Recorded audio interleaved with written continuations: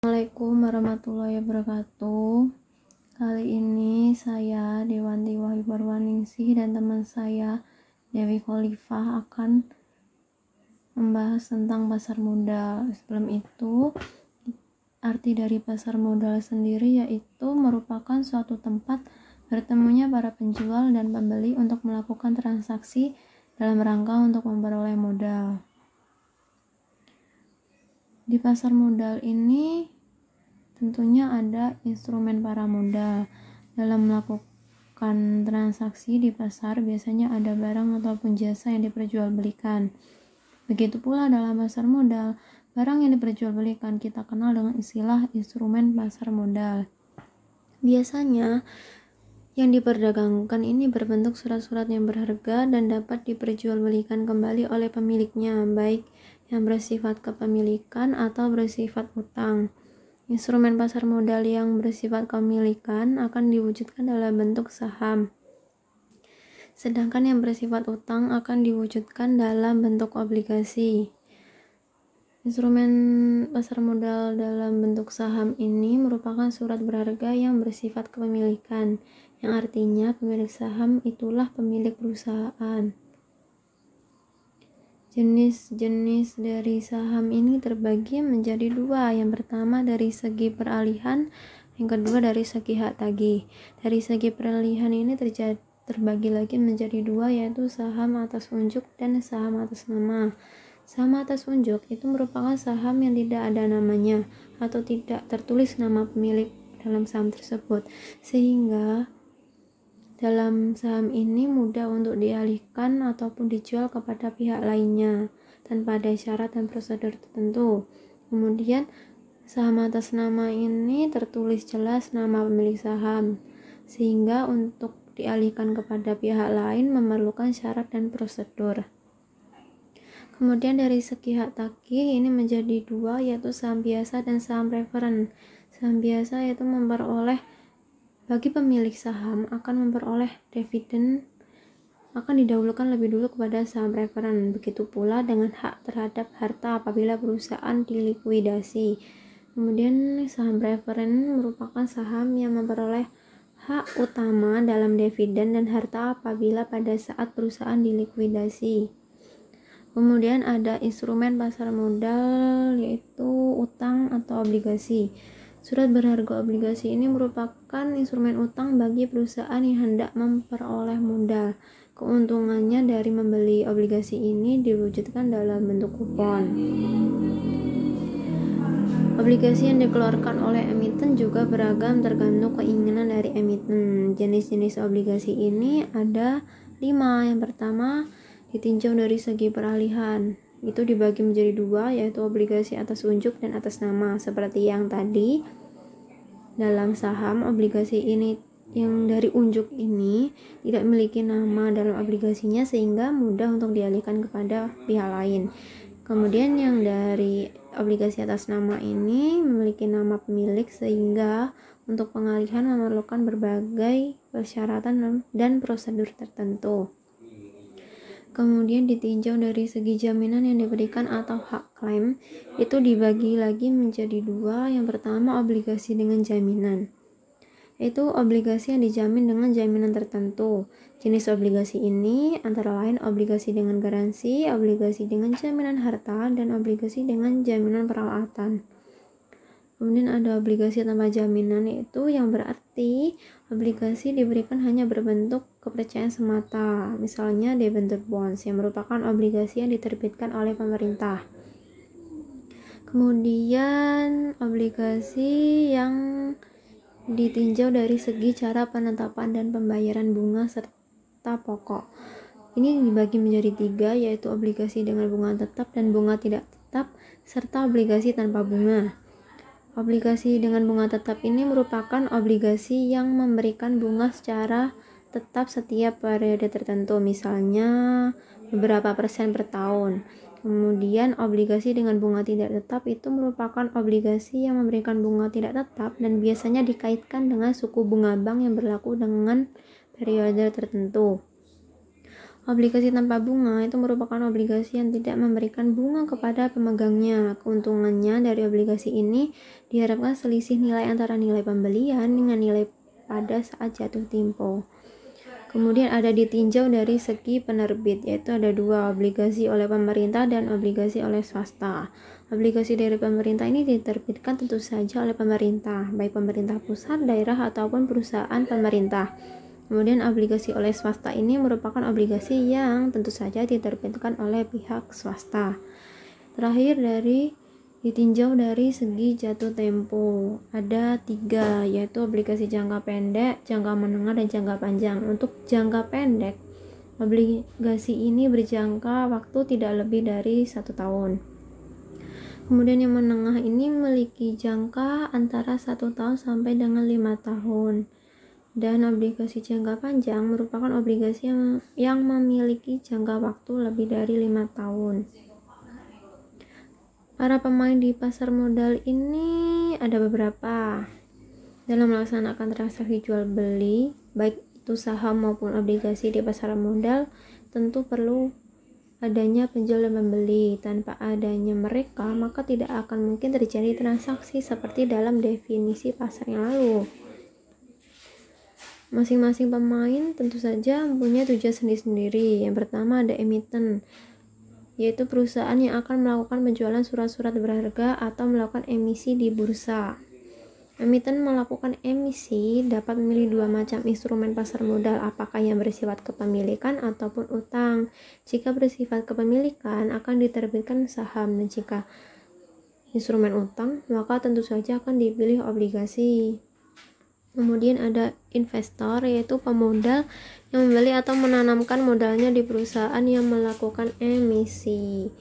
Tujuan dari para investor ini merupakan untuk memperoleh dividen, kemudian ada untuk menguasai perusahaan dan berdagang untuk dijual kembali pada saat harga tinggi.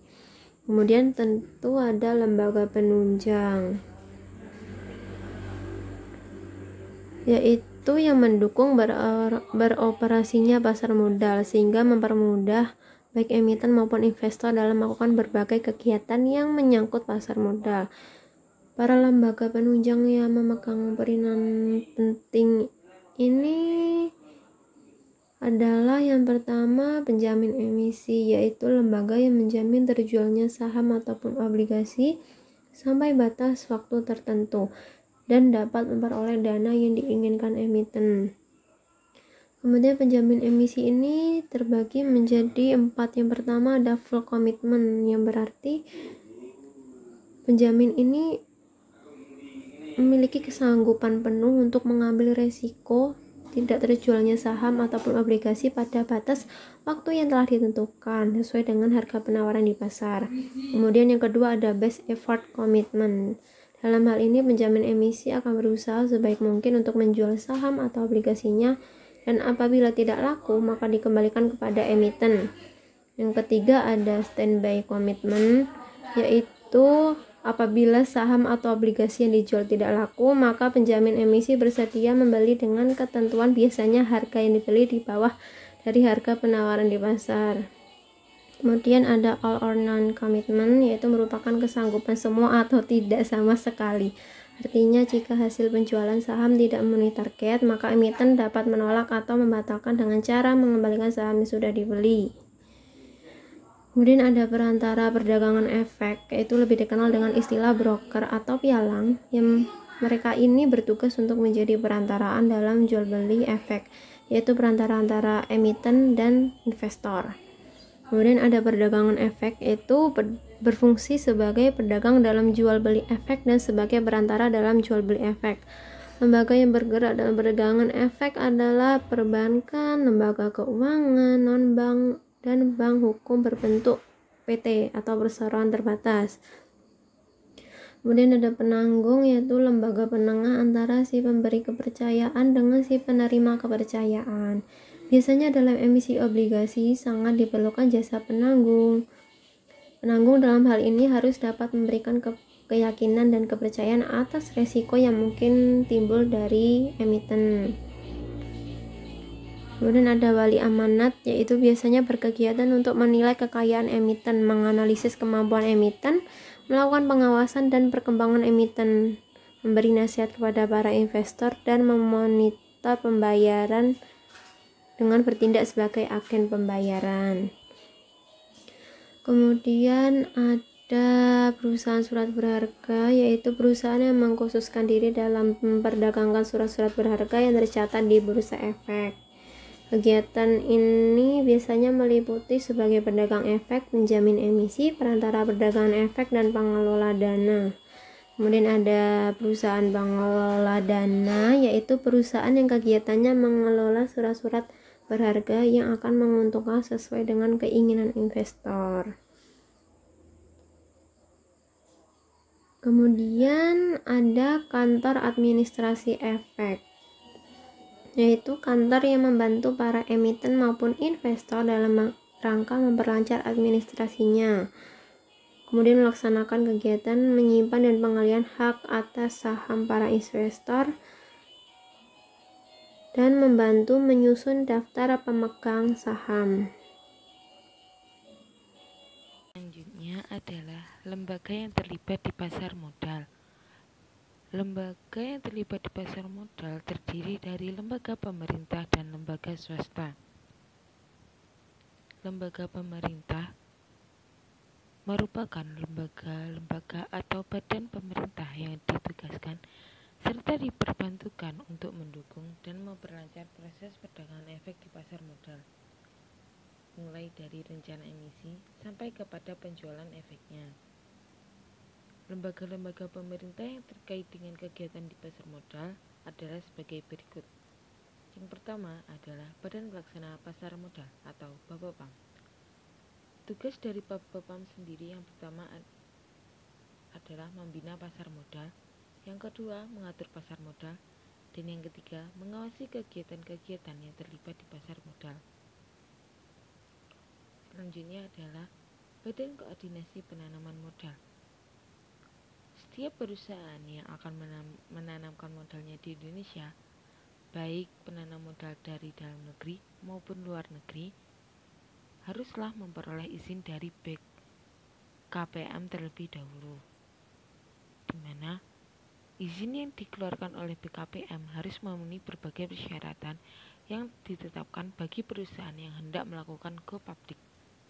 Izin penanaman modal harus dikeluarkan oleh BKPM yang memuat antara lain, yang pertama, komposisi dan jumlah dana investasi, yang kedua, besarnya modal perusahaan, yang ketiga, batas waktu penyetoran modal, dan yang terakhir, komposisi pemegang saham.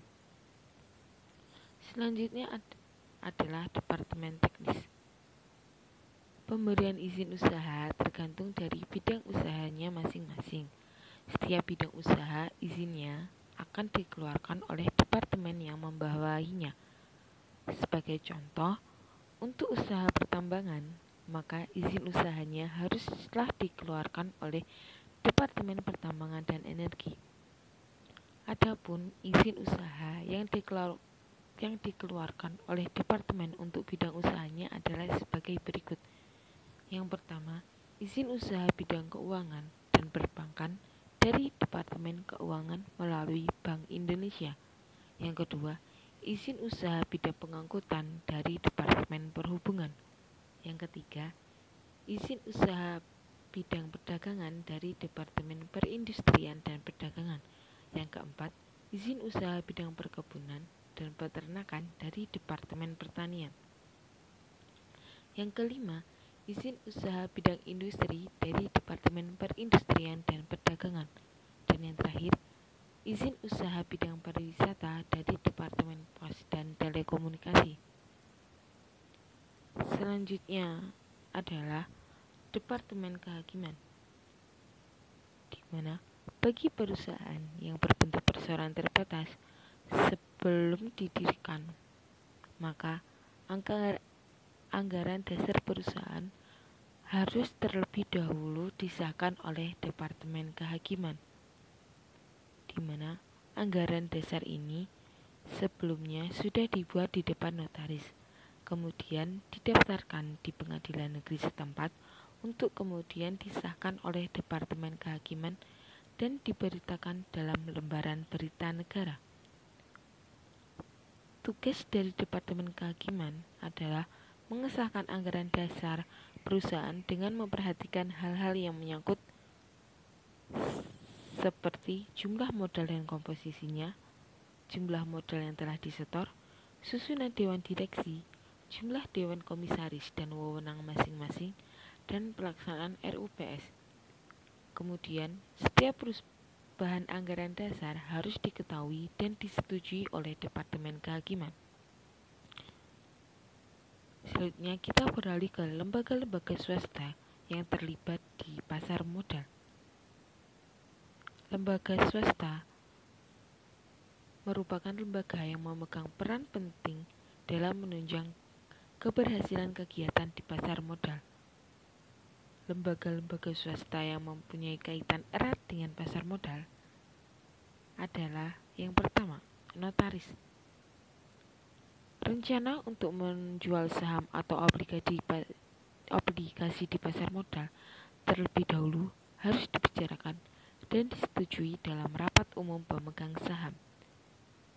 Dalam rapat umum pemegang saham haruslah dicatat, dan agar pencatatannya dianggap sah, maka diperlukanlah jasa notaris untuk pengesahan acara RUPS. Catatan-catatan yang perlu disahkan oleh notaris antara lain: yang pertama, membuat berita acara RUPS. Yang kedua, menyusun setiap keputusan dalam RUPS. Yang ketiga, meneliti keabsahan yang berkaitan dengan penyelenggaraan RUPS seperti keabsahan persiapan RUPS dan keabsahan para pemegang saham. Dan yang terakhir adalah meneliti perubahan anggaran. Selanjutnya adalah Badan Pengawas Keuangan dan Pembangunan.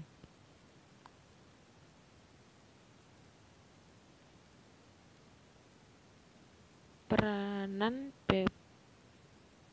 BPKP dibutuhkan untuk melakukan penilaian dan menentukan kelayakan dari laporan keuangan seperti neraca, laporan laba rugi, dan laporan perubahan modal emiten.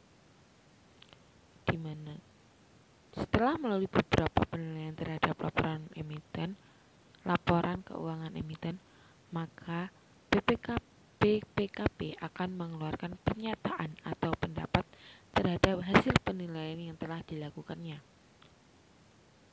Pendapat yang dikeluarkan oleh BPKP adalah sebagai berikut. Yang pertama, wajar tanpa syarat atau unqualified opinion, di mana pendapat ini dikeluarkan apabila laporan keuangan disusun sesuai dengan prinsip-prinsip akuntansi Indonesia tanpa ada sesuatu catatan atau kekurangan. Yang kedua, pendapat kualifikasi atau qualified opinion, di mana pendapat wajar dengan kualifikasi atas penyajian laporan keuangan tersebut dikarenakan tidak sesuai dengan prinsip-prinsip akuntansi Indonesia. Yang ketiga, pendapat tidak setuju atau adverse, di mana ketidaksetujuan atas penyusunan laporan keuangan yang telah disusun.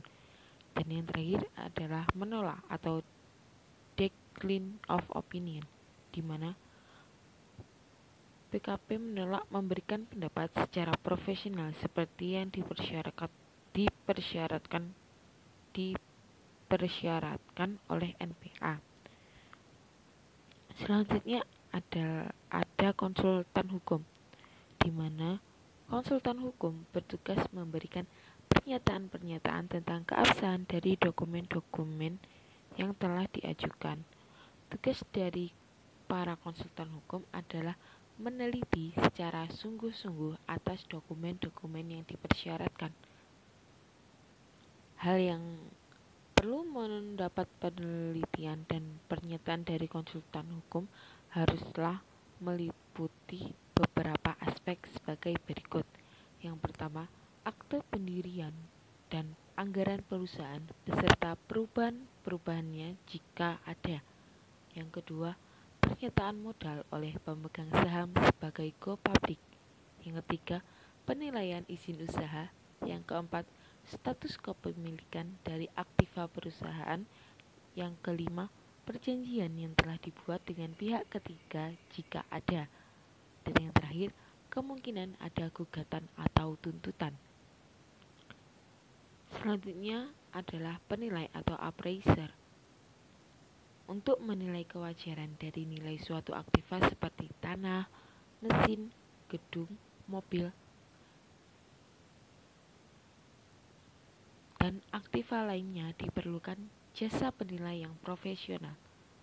Penilai akan menilai beberapa nilai yang wajar sekarang ini dan setelah dilakukan revaluasi, sehingga seluruh nilai aktiva dapat diketahui secara jelas dan benar.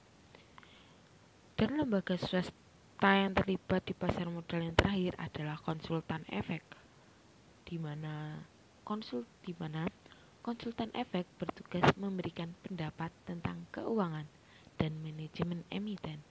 Konsultan efek akan memberikan konsultasi mengenai jenis dana yang diperlukan, pemilihan sumber dana yang diinginkan, serta struktur permodalan yang tepat. Selanjutnya adalah prosedur emisi. Bagi perusahaan yang akan melakukan emisi, baik saham maupun obligasi di pasar modal, haruslah memenuhi persyaratan dan prosedur yang berlaku yang telah ditetapkan di pasar modal. Prosedur dan persyaratan emisi harus dilaksanakan sesuai dengan tahapan-tahapan yang telah ditetapkan. Berikut merupakan prosedur dan tahapan emisi. Yang pertama adalah tahapan emisi. Tahapan emisi terdiri dari beberapa tahap. Yang pertama adalah tahapan persiapan. Sebelum melakukan penjualan saham atau obligasi di pasar modal, maka tahap pertama bagi perusahaan yang hendak mencari modal di pasar modal adalah melakukan rapat umum pemegang saham. Di dalam RUPS yang dihadiri oleh pemegang saham harus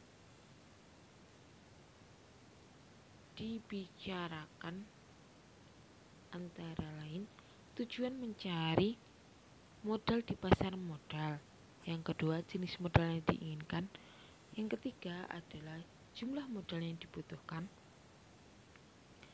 serta hal-hal lain yang berkaitan dengan emisi. Selanjutnya, setelah tahap persiapan, ada tahap penyampaian letter of intent, di mana hasil rapat yang telah disetujui dalam RUPS dituangkan dalam surat, kemudian diajukan ke Bapepam sebagai wujud hendak menerbitkan efek di pasar modal, di mana dalam penyampaian letter of intent meliputi pernyataan untuk emisi, jenis efek, nominal efek, waktu emisi, tujuan dan penggunaan dana emisi, data-data mengenai perusahaan, serta nama dan alamat bank yang menjadi relasi, notaris, akuntan, dan penasihat hukum. Setelah penyampaian letter of intent, maka akan dilakukan penyampaian pernyataan pendaftaran. Penyampaian pernyataan pendaftaran memuat informasi-informasi seperti data tentang manajemen dan komisaris, data tentang struktur modal, kegiatan usaha emiten, rencana emisi, serta penjamin pelaksana emisi. Setelah penyampaian pernyataan pendaftaran, maka akan dievaluasi oleh Bapepam.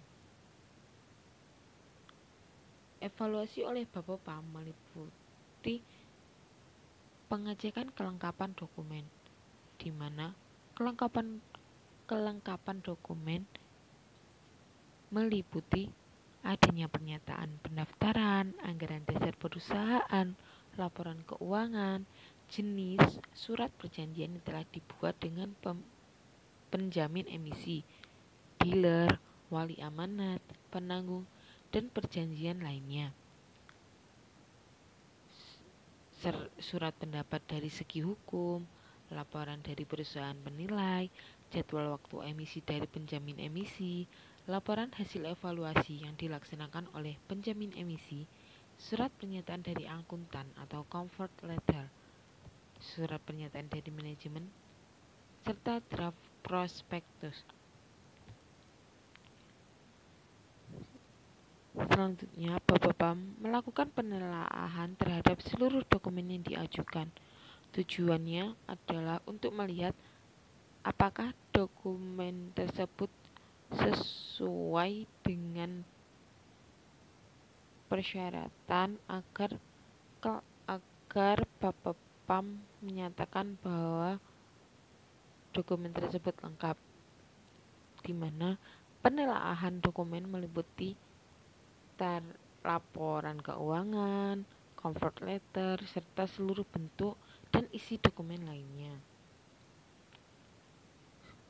Khusus untuk prospektus, penelaahan haruslah meliputi kelengkapan informasi yang diberikan kepada masyarakat umum, di mana informasi yang harus ada di dalamnya seperti penjelasan umum mengenai penawaran saham atau obligasi, tujuan penawaran umum, rencana penggunaan dana, sejarah perusahaan, usaha-usaha yang dilakukan perusahaan, prospek usaha dari perusahaan, faktor-faktor risiko usaha, ikhtisar keuangan perusahaan, struktur permodalan, kebijakan dividen, pengurus dan pengawas, penjamin emisi, lembaga-lembaga penunjang, laporan dari para penilai, pendapat dari segi hukum, laporan, anggaran dasar perseroan, persyaratan pemesanan, masalah perpajakan, penyebarluasan prospektus, serta formulir pemesanan.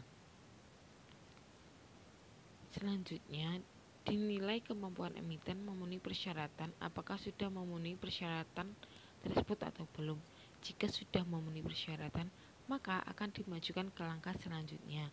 Apabila belum, maka akan diminta untuk melengkapinya atau dapat pula ditolak jika tidak sesuai dengan peraturan yang berlaku.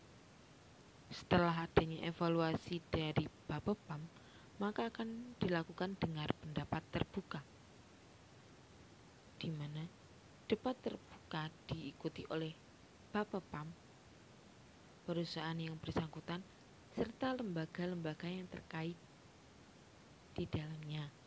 Tujuan dari dengar pendapat terbuka ini adalah untuk mendapatkan informasi langsung dari pihak yang hendak melakukan emisi.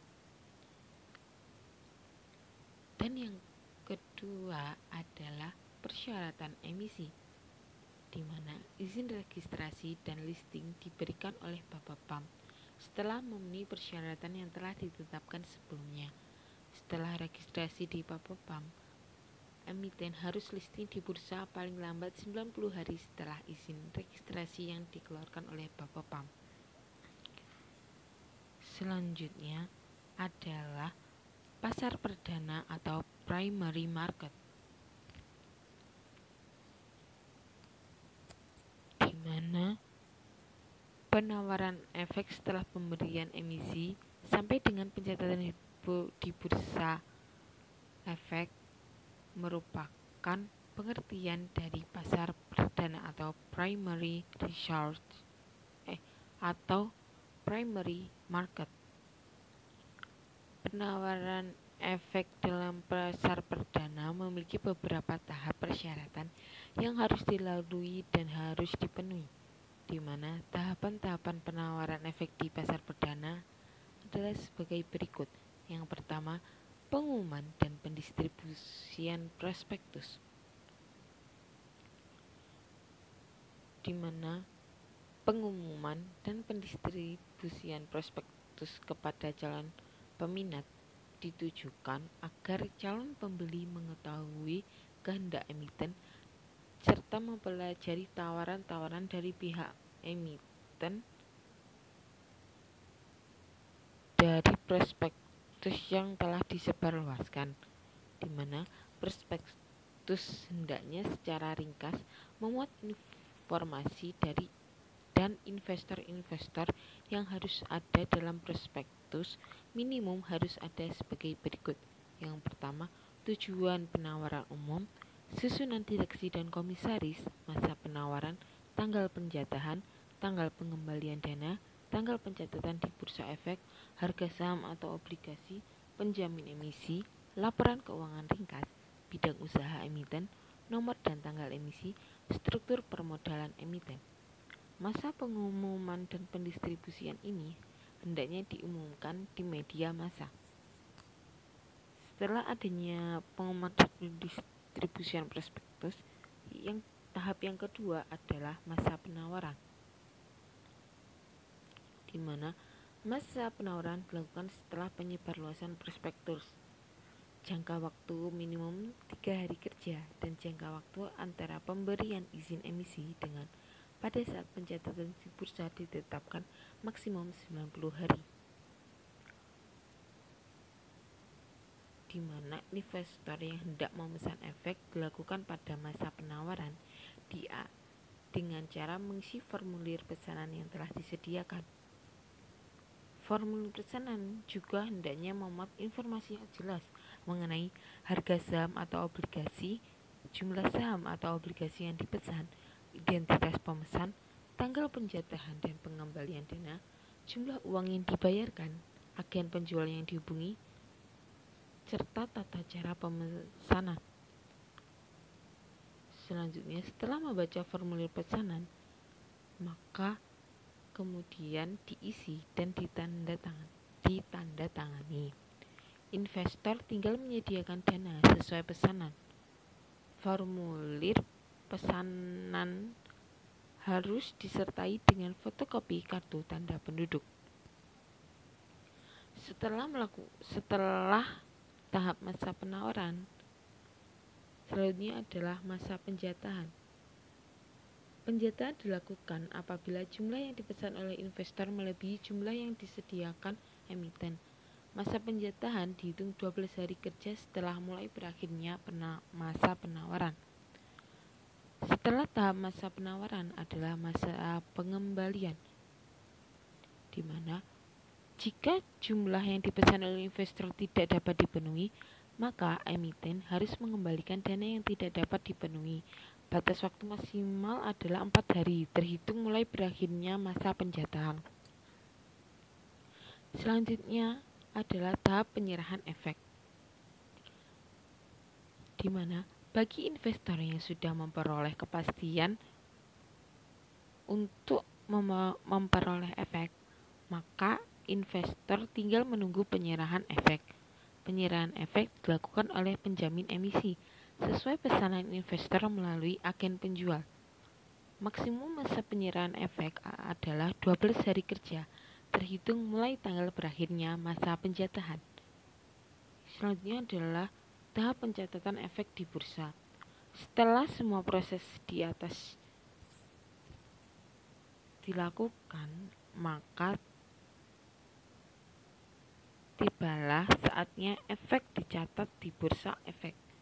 Pencatatan efek merupakan proses akhir emisi efek di pasar perdana dan secara resmi dapat diperdagangkan di pasar sekunder. Dan yang terakhir adalah pasar sekunder atau secondary market. Pasar sekunder sendiri dimulai setelah berakhirnya masa pencatatan di pasar perdana. Dalam pasar sekunder, perdagangan efek terjadi antara pemegang saham dengan calon pemegang saham.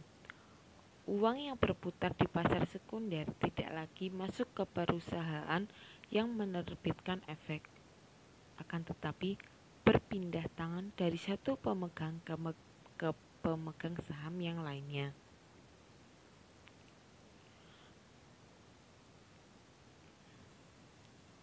Sekian presentasi yang dapat kami sampaikan.